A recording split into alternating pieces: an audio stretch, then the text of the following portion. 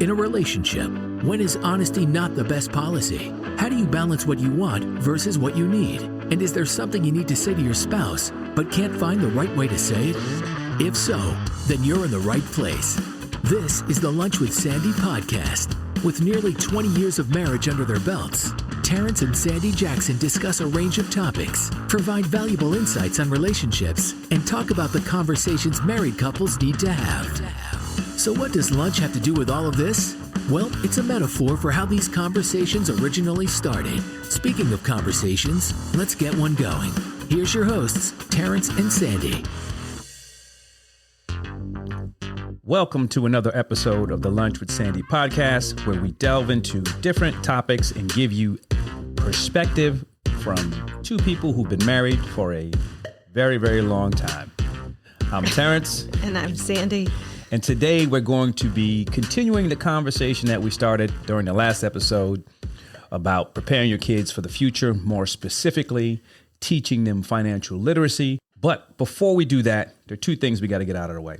First, we want to make sure that we let everyone know to follow us on your favorite podcasting app and to also follow us on social media at lunchwithsandy.com.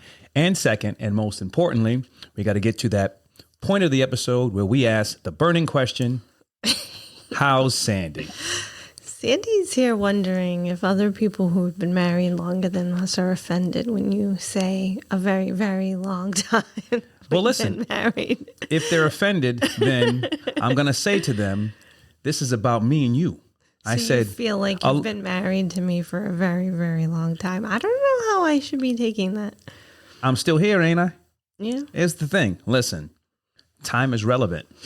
Well, yeah, it usually is relevant. Time passes different for everybody else. When I say a very, very long time, you're thinking it from the negative connotation. What I'm saying is, I put work into this game. I've been in it for a minute. I know what I'm talking about. You know what I mean? I'm an OG when we talk about this here. That's what I'm talking about. So if you ain't been married for a long, long, long time, put some respect on my name. Okay. Now that we cleared that up. Sandy she always tries to come at me like that. Now that we cleared that up, I do not always try to come at you like that. But I'm going to change the game up as we grow and things change. And, you know, I have these different segments, and I used to have a segment, and you're just now finding out about this. I used to have a segment where first it was shining the light on, and then it was bringing into the light, one of those. But I'm changing all that now because you know what? Sometimes maybe I want to go a little dark like you do. Ooh.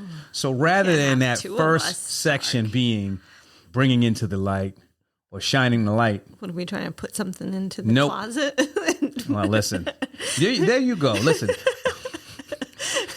No, the name of that new segment is going to be, I Got Something to Say. Okay. Because it's more of a general statement, and you can look at it from, I got something to say. Hey, listen, I got something to say, and I want you to hear. I'm sorry, when do you not have something to say? This is when I really have something to say. And I see that was a shot, but I'm going to let that slide. Shots fired. Bang, bang. Do you have something that you want to say? No. I got something to say. I am tired of having to deal with the look on Sandy's face when I tell her there's work that has to be done over at the apartment house. When you have property, sometimes you got to deal with the problems and expenses that come along with it. And the look on her face always says, I don't want to do that. No, but you ain't got no that's not what the look is. The look is more, dang it, why does it always happen at the most inconvenient time? When I say what the look is, I'm defining what it looks like to me. You can't see through my eyes. You might not be giving off that message, but that's what it looks like to me. All right, well. And I asked you if you had something to say. You said no. So this is my time. I got something to say. She always does that. I got something to say. Go ahead. What's on your mind? Why are you always trying to battle with me? Anywho, let's get to what's on today's menu because we can go back and forth for a very long time when we start talking about this. So last week, actually, we've been married a very, very long time. It's been a very, very long time. The last episode and the last couple episodes, we've been kind of steering towards looking at how to better prepare our kids for the future. As you know, they may not know, we have 3 daughters, and I constantly think about the current economic environment, actually more than just the economic environment, the state of our country as a whole, the state of the world as a whole. And I always think about what advantages I can provide to them in the future based off the challenges that they might have to face. And so last week we talked about some ways to prepare them for the future. And we left off with the topic of teaching them financial literacy. Mm-hmm. And I didn't want to get too much into that because I think we were already over. I don't want to say over because however long the episode is. But it would have taken too long to add that in to that episode. So we decided to do a separate episode specifically for that. Yep. Yeah, I was waiting. You notice. No, I don't want to say try to be cognizant of people's time, right? People don't want to listen to us for hours and hours. No, listen. Listen. This is your opportunity. Yeah. You got something to say it. That's what we've gotten past that point of the show. You know what I mean? But we are having a conversation as a back and forth. But if you got something to say it, as long as it relates to the topic at hand. Okay. I got plenty to say, but we can get started. Well, so let's get started. So I want to start by what I mean when I say financial literacy. And I think it's important for me to define what it is I'm talking about. There's a term, and a lot of this stuff falls under the term financial literacy. But when I talk about financial literacy, I'm talking about teaching your kids to plan, be responsible, and be resilient financially. So the question becomes, and actually before I ask that question, do you have a problem with that definition? Let's bring Sandy into the conversation. No, I would just say that I think it's important to just also for them to understand kind of like the inner workings of money too. It just makes me think about some recent conversations I've been having with Lexi, with her wanting to learn more about like the stock market as well. So I think it's, how to be responsible, how to use your money, how to save, but also learn about broader aspects when it comes to opportunities and money that is out there. That's all. So getting back to what I started saying before I gave Sandy the opportunity to chime in on that definition, how do you do that? So we've come up with some basic considerations that you should think about when you're planning on teaching your kids financial literacy. And the first one, and I think this is important, start early with the basics. Yeah. When you think about it and you start thinking about, okay, well, this is some heavy stuff, particularly when they're young. It might seem like it's heavy, but the sooner that they start to grasp those concepts about understanding the value of money and budgeting it, the easier it is. Because what happens is if you don't start that young and they start to, one, ask for money or ask for things, or they get money and there's no guidance or framework on what they should do with it. And again, you might think that because they're so young, there shouldn't be, but it gets harder as they get older because you haven't started to build in those habits. So I would say start early with the basics. Right. So I think there's 2 ways to do that. So one, just even having conversations with each other in front of your children, you don't have to get too far in depth, but see them conversating because, early on what they do is mimic you, right? Yep. More than anything, that's how that they learn. So having those conversations in front of them to some degree, I think is helpful, right? And then like you said, having them start learning about the value of money and budgeting, oftentimes they're given cash for various reasons, birthdays, holidays, any major milestone, like we're Catholic. So, you got first communions and things of that nature, sitting down with them and being like, okay, this is how much money you have. this is what we're going to save. This is what you can donate, and, kind of go from there. Yeah, and that's important. And the other thing that we want to make sure we mention is teaching them responsible spending. Mm-hmm. It's okay for them to want to go out and buy the new toy and things like that. And their kids are going to want to do that. But again, the sooner you start to introduce these concepts to them, the easier it's going to get as they get older, because if it's introduced to them when they're younger, as they start to get older, that becomes the norm. And now it's practice, and that stuff is instilled in them. So the other thing you want to consider doing, or you should do, is opening a savings account. And when you open the savings account, take them with you. Mm-hmm.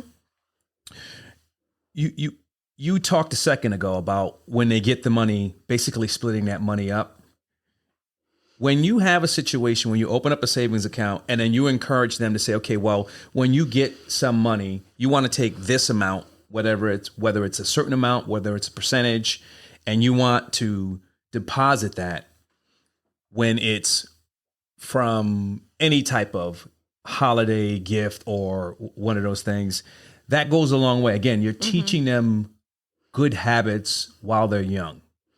Yeah, no, definitely. And I kind of kicked myself. I feel like we were a little late in the game with Ayla. 100%. 100%. But we're working on it. But,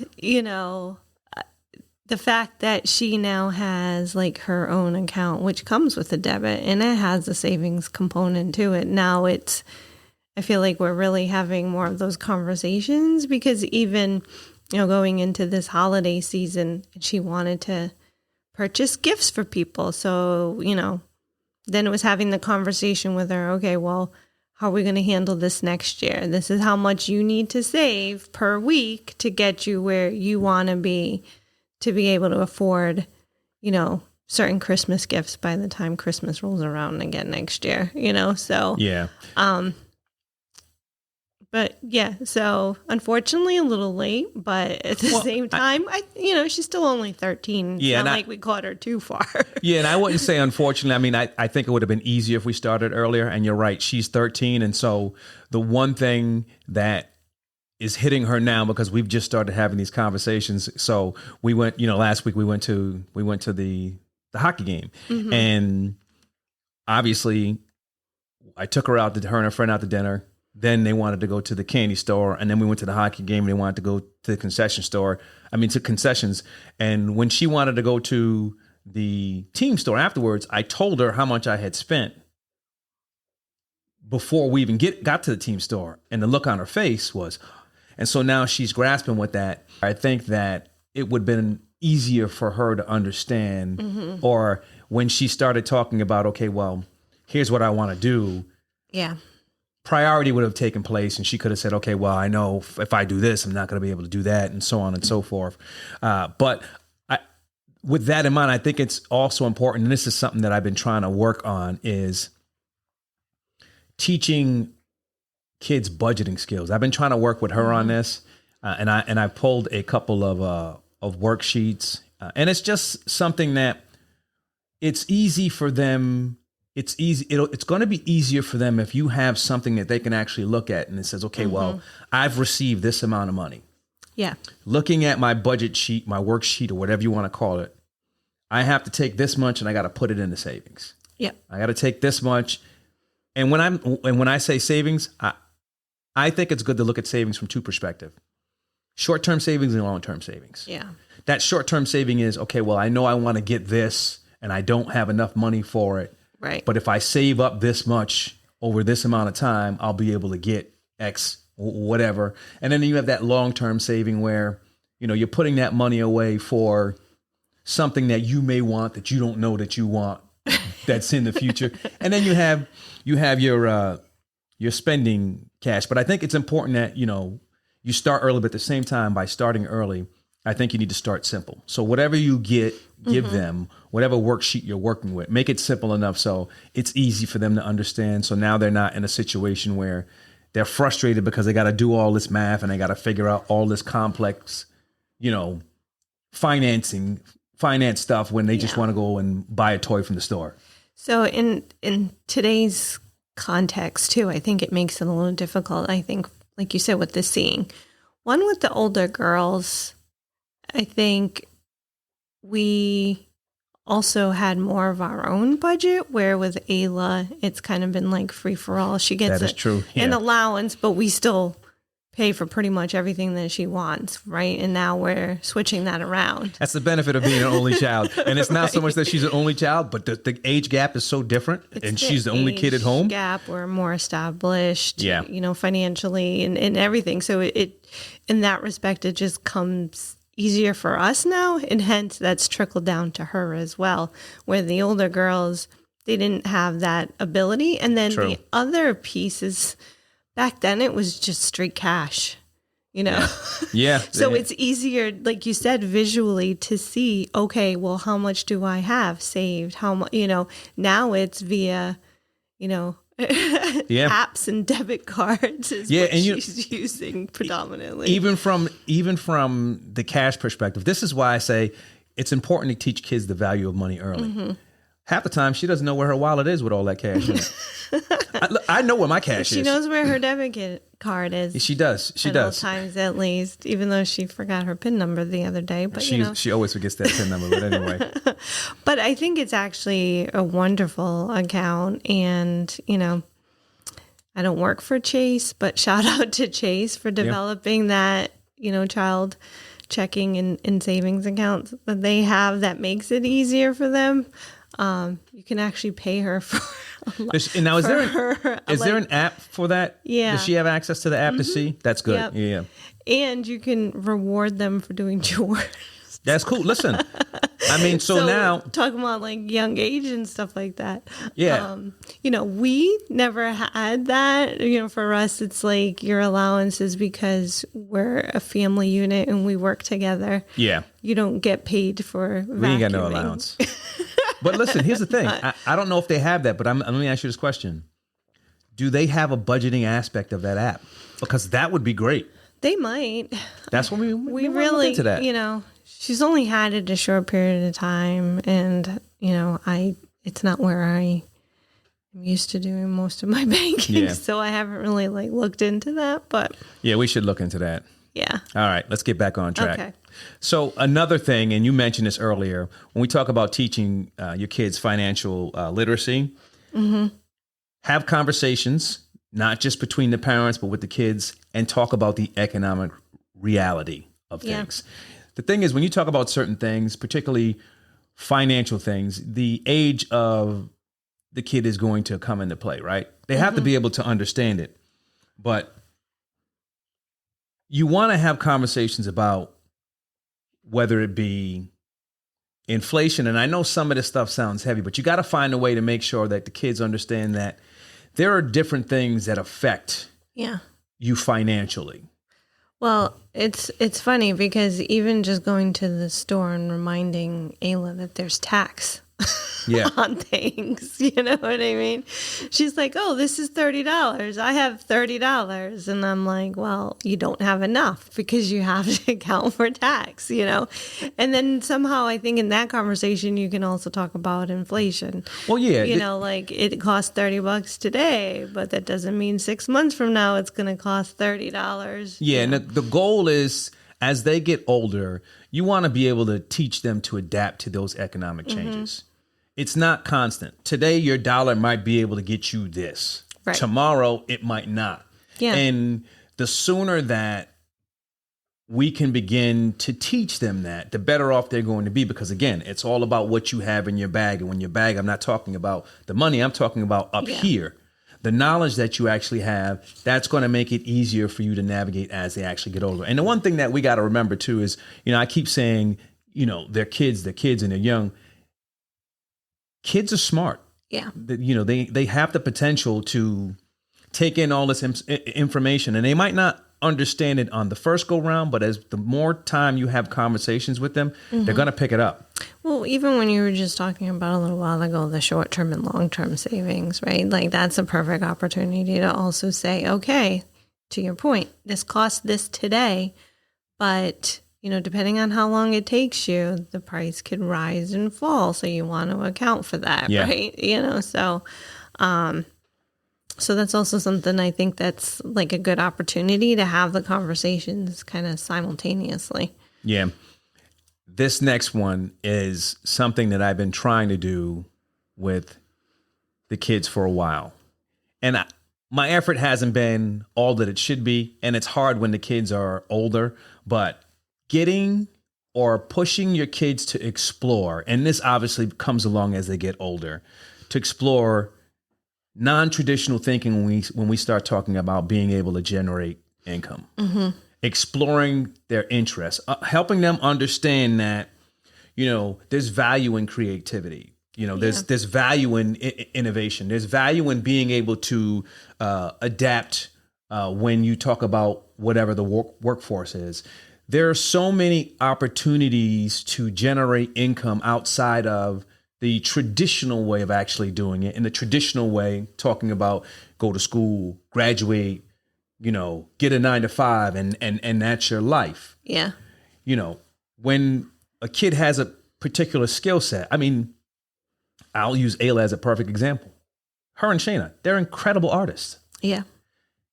You can create something and send it to one of those, print shops or whatever. Yeah. Put it on a t-shirt or whatever. And there's so many different ways that you can actually generate income. And there's nothing that says that you have to wait till you graduate high school or college before you start to explore those things.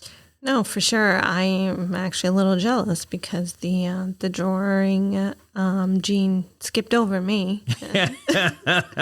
Way over you. Way over me. Which is kind of funny at times because Ayla's like, can you draw me this? I was like, I have no idea how to draw you. It's easy. And I'm like, if it's easy, then you draw it. Yeah, I'm like, because it is not easy to me. I can give you a stick figure. But yeah, to like... everybody's even looking for creative t-shirts and things of that nature, right? And by having that ability, you could really do something with it. And they have all these sites where you can create artwork and then sell your artwork to that site, and then they'll use it for for royalty-free stuff and things like that. So there's a market out there. There's a market out there for... how do you want to call it? I don't want to say contract work, but, like Fiverr and those places where you can do project-based work and someone pays you for it. And so those are the type of things that you want to at least let your kids know that it's okay to start thinking like that. yeah, Changing the thought process, or not necessarily changing it, but letting them know that there are options out there, that you don't have to be stuck to this is this and only this. right. No, yeah, exactly. Like think outside the box sometimes. There's a lot out there on the web these days. Yeah. So I'm gonna let you take the next one because you were just talking about this with you said Lexi called you the other day. Yeah, so Lexi has been trying to learn more about her account. So that's actually something that we also did. When the girls started working, and they started working pretty young. Lexi started pretty young. Yeah. Well, Shayna didn't start that young. well, what was Shayna 16, Lexi 14? Was Shayna 16 or was she 17? Yeah, it was 6. I think it was 16. Am I 16? Yeah, Lexi started Yeah. at 14. Lexi had a 2-year jump.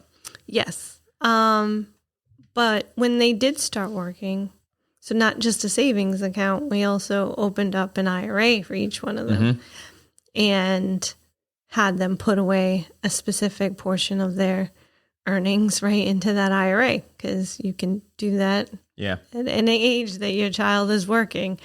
They're eligible for that. So we made sure to get the jump on that, right?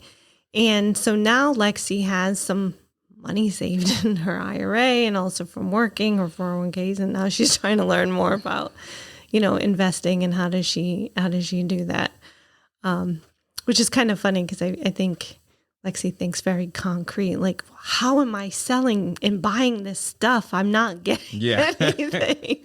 Like, there's no sheet of paper to say what I own and what I don't.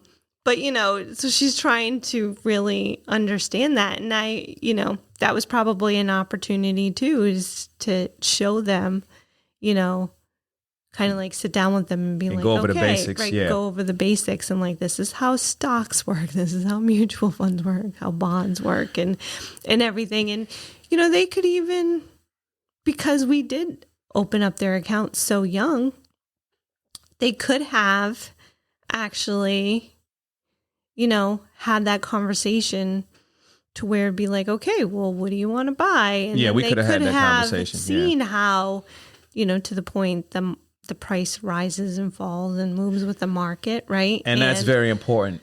So 2 things. One, what you said was very important. It's important, you want to start talking to them about the basics of investing, but you also want to explain to them the risk and reward factor, right? The market rises and falls. And when you look at it, you typically don't want to look at it from the short-term perspective, unless there's something that you really you're talking stocks and you want to get in and buy low and sell high, but they're not. When you talk about your kids from that perspective, that's not the game that you're playing. Right. You're playing the long game. So having the conversation with them about how the market rises and falls, and that's normal. Now, the last thing you want them to do is, we bought it this, and here it is. Now I'm losing all this money. No. The second thing is, I think teaching them the basics of investing, particularly now, is so important, because when you talk about what used to be the American dream, and we're going to do a whole episode on what that means, but real estate had always been a big part of that, right?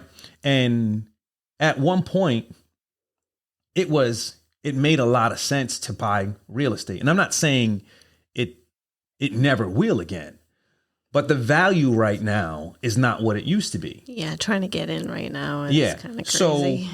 I feel So bad. having that avenue, because when you talk about purchasing real estate, it's an investment. It's a different type of investment, but it's an investment.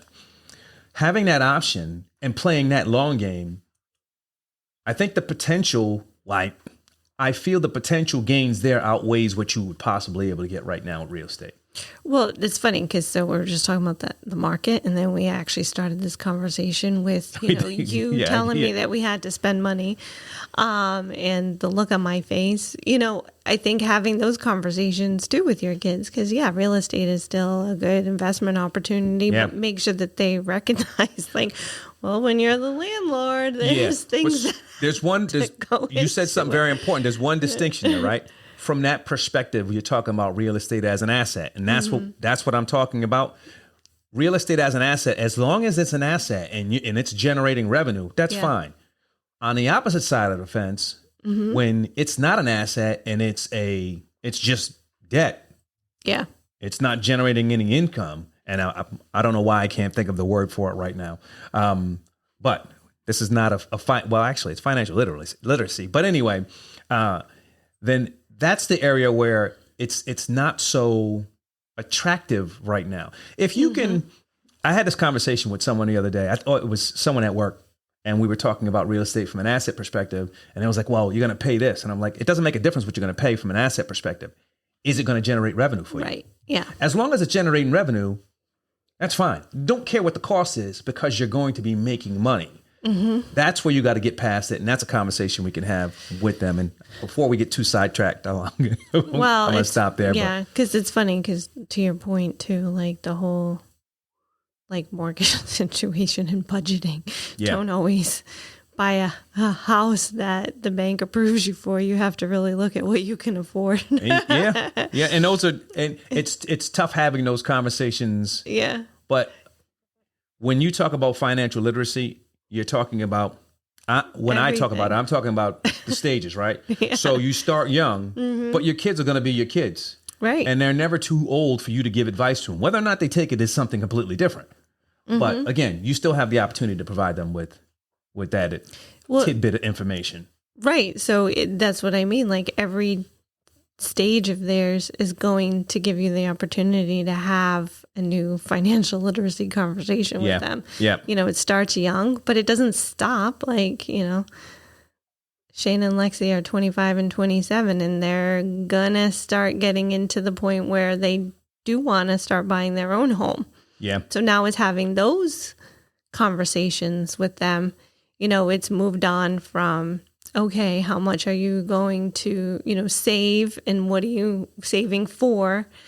Versus now, it's still pretty much the same. Yeah, it is. But now you have the component of, okay, well, now you also have to borrow money because there's no way that you can just cash out and afford a house. And then, with them working when they come out of college and everything, and even before then, it's the importance of a 401k, because the earlier you start, even if it's a small amount, is going to be more compounding than if you start later with more. So, so having them understand that too was, I think, also very important.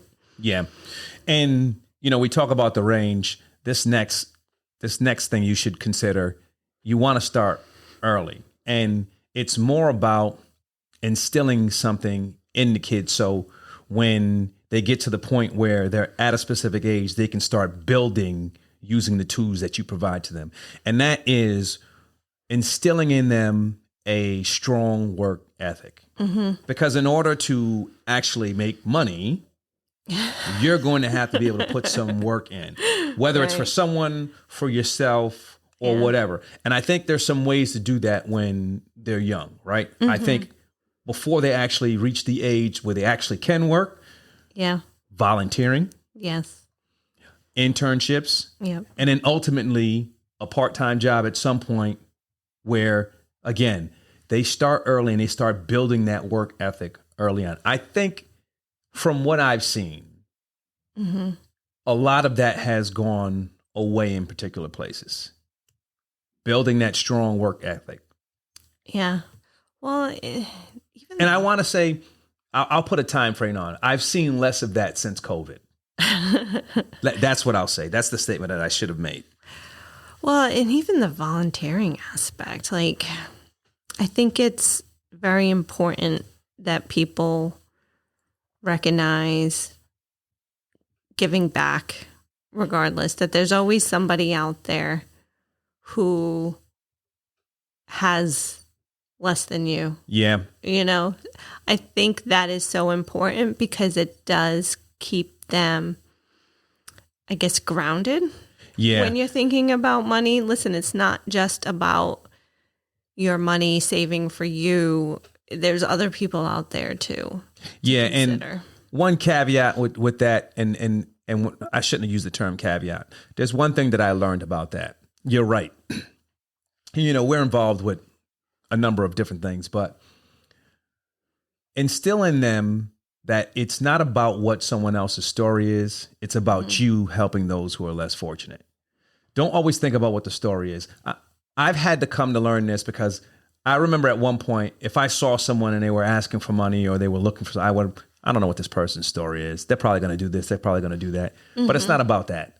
Yeah. If I have it in me to give to someone, what does their story matter to me? Yeah. Whatever they're going to do with it, they're going to do with it. I'm giving it out of the kindness of my heart. I'm giving it because I feel that someone is less fortunate and I'm in the position to give it. Just give it. Yeah.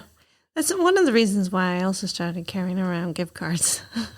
That's not a bad idea. If you're concerned about that, what are they going to go spend the cash on? That's not a bad idea. If you give them a gift card, they got to go to that store. Listen, so we're going to get back on track, but Sandy's changing the game right now for me. I got to get some gift cards. Right. So yeah, I think you're right. I think having them also just kind of be realistic, honestly, too. So not just promoting the work ethic, but also keep them in reality. Yeah. It's important.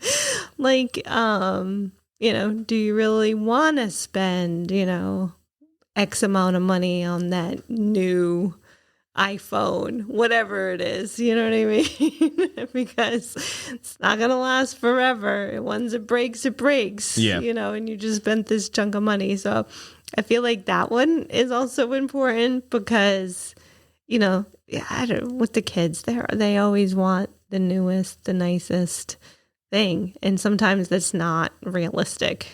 Yeah, no. And that reality should be based on Two things, credit and debt. Listen, when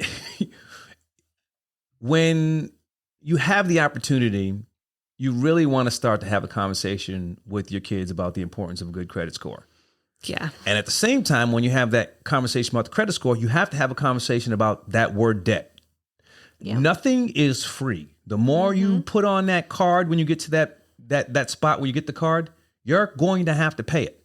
And if you don't pay it, it's going to affect your credit. And that credit is going to follow you. So when you get to that point where there are things where you want to do, you're going to be hindered if you haven't practiced balancing your credits and your debits, or maintaining a good credit score and keeping your debt low.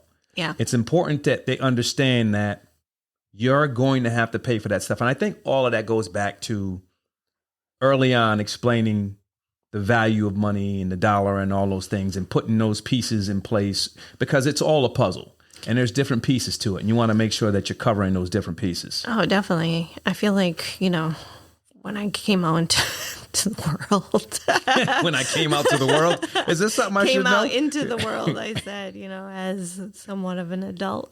I really hadn't been taught that, and my credit card debt went, skyrocketed, and I feel like that was one of the things that at least we got ahead of with the girls. I do remember those conversations when they started getting the stuff in the mail about a credit card. You ain't getting no credit card.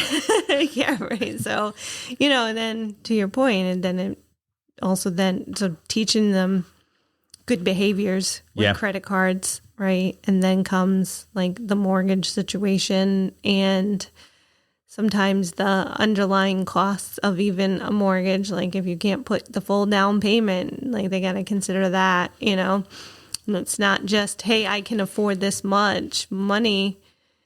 It comes bills. Yeah, well, utilities and things of that nature. I think it was actually good for the girls when they were in college and they were actually living off campus. Yeah, you said this earlier, and this plays into that.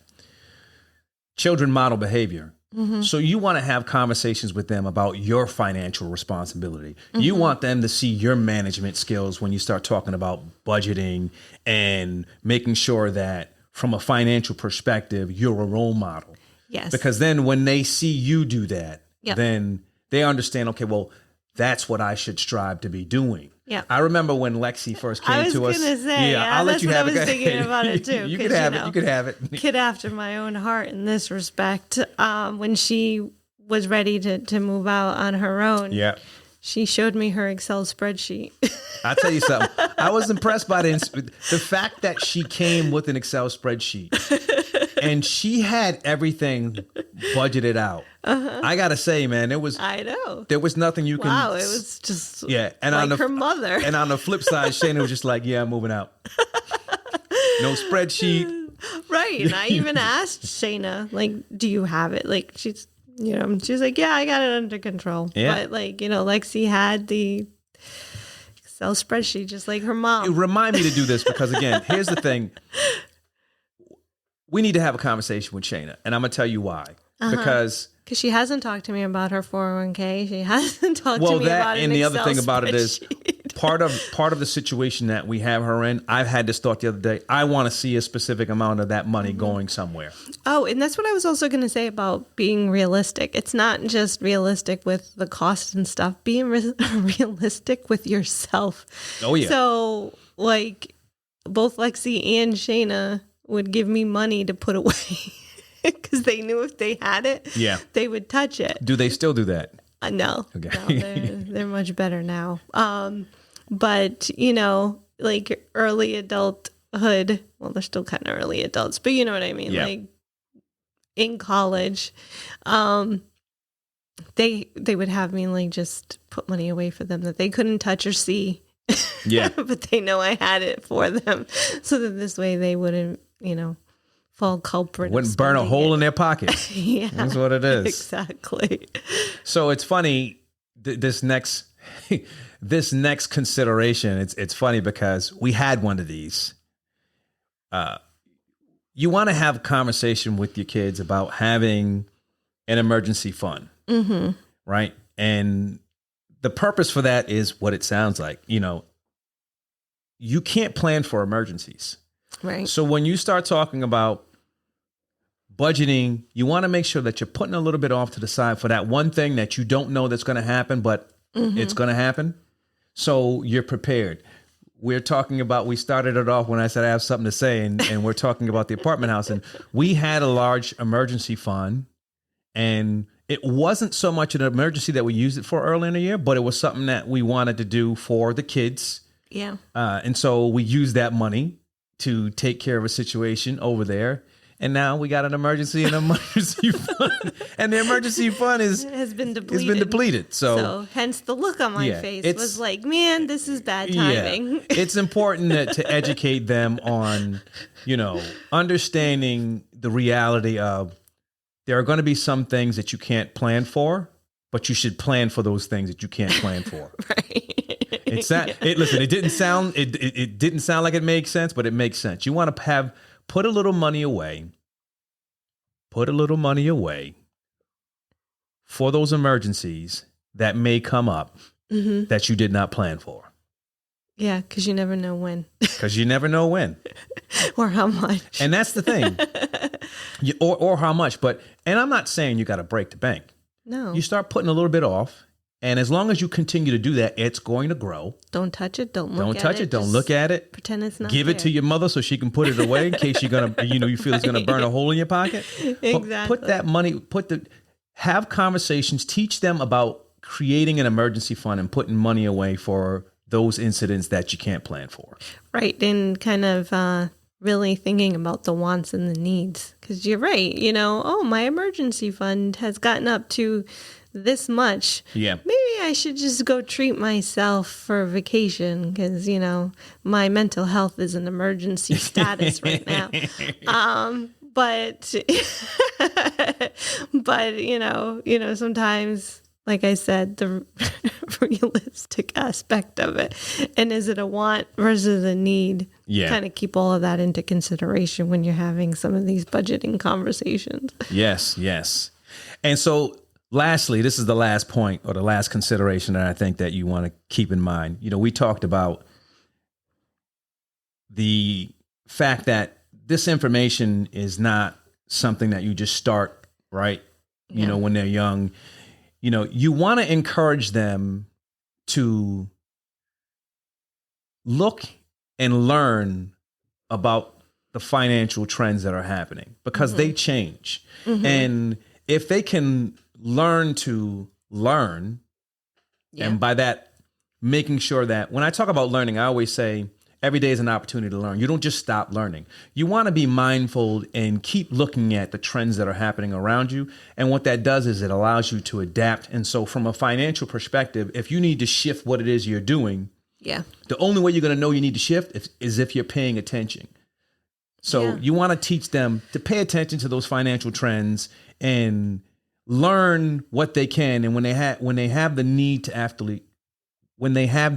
to shift or adapt, then they're in a position to actually do so. Well, and that's also good to also consider while they're in high school. Obviously, you want not your parents. You want your children to get into a career that they're going to enjoy and love because that's going to be their career. Not that they can't change it later, but you know what I mean. So kind of like help guide them too into what makes sense. Because, a cobbler these days, you're really not going to find too many career opportunities. I got some shoes that need some work. And that's a true story. Let me tell you, I'm grateful for the one that we have still near us because they sewed up my boots recently. But at the same time, like, what's the career opportunity for you if you're going into something like that? So the one thing that I will say is, and it's in regards to that, is there's an upcoming episode where we touch on that a little bit, but that's why it's important to be a lifelong learner because you may want to do something today and tomorrow, if that's how you earn your money financially and you're not able to do that, you have to pivot. Right. Or you may change your mind. And that's the thing. It's never too late. Right. My whole thing is it's never too late to change. I mean, it's too late when you're 6 feet under. That's when it's too late. So again, but no, that's what I mean. Like having those conversations help guide them. Like, okay, you want to be a cobbler, but don't kill that cobbler dream. No, don't kill the cobbler dream. But like, what's something else that is similar? I don't know why she has such a problem with cobblers. Because it just makes me think of the one that we have still close to us, and that and I'm thankful for it. But you don't see them out there anymore. Yeah. You know what I mean? Like we're in a fortunate position, but at the same time, I don't know how many there actually are. Because somebody was very surprised when I was like, oh yeah, we have one over here. I was surprised. But anyhow, I was very surprised. It's having those conversations. Okay, well, what is it that you like about it? What is it, what is it that we can find that's similar, that's using those similar skill sets, but maybe a little bit more in today's age? Yeah. Okay. But no, I'm not trying to kill the cobbler dreams. They should have more cobblers out there because apparently we're the lucky ones that have one in our town. All right. I think now that Sandy has completely destroyed anyone's want to be a cobbler, we're going to wrap this up. As a parent, I'm always thinking of what's to come and what challenges are going to actually be presented to, my kids. And thinking that, I always try to imagine the best way to prepare them for those things. One of the ways that you can begin to prepare your kids for the future is having conversations with them and teaching them about financial literacy. Keep this in mind, though. I mentioned this earlier. Learning is not a destination. That education process should be ongoing. Ultimately, they're going to get to the point where they're going to have to educate themselves about what they need to do in those situations. But while you have the time, start to take the time and teach your kids about financial literacy. It's going to do a couple of things. It's going to help them navigate the complexities of the economy with confidence and resiliency. Now that we've learned all about financial literacy, it's time for my reflection of the week. You ready for this, Sandy? I don't hide my feelings from my face, apparently. No, but I'm not looking at your face right now. I'm looking at that bottle right there. I won't say what it is. Here's my reflection for this week. Small acts of kindness have the power to create ripples of positivity. Today, be intentional about spreading your kindness. I had a conversation yesterday with Greg, who I work with, about the power of positive thinking. And he came in and, true to form, he had a problem with traffic. And I told him, I said, you're only looking at traffic from the negative perspective. And he looked at me. He's like, what do you mean? I said, you have so many opportunities while you're sitting in traffic. You just got to think positive. Yep. You can ponder all the thoughts that you have about what is it when you look up at the stars?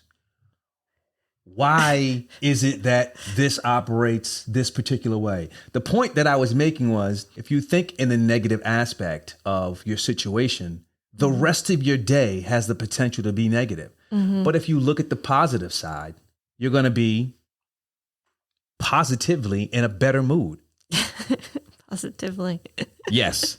And with that being said, we would like to thank you for joining us on the Lunch with Sandy podcast. Be sure to follow us and leave feedback on your favorite podcasting app. Until next time, stay well. That's it for this week's episode of the Lunch with Sandy podcast. Thanks for listening. We'd love to hear your feedback and comments on Instagram, TikTok, and Twitter at Lunch with Sandy. And be sure to follow us on your favorite podcast app.